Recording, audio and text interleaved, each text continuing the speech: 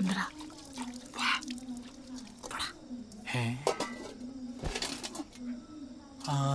അത്രക്ക്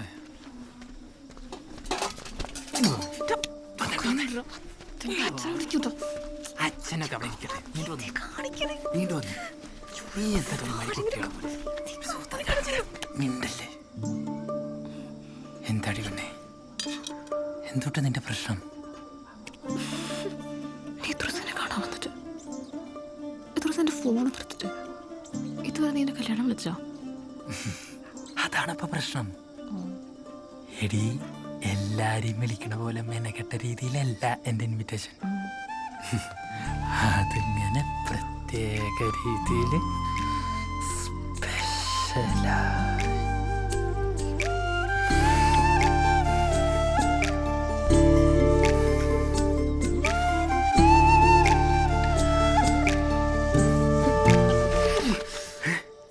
എന്തിനീ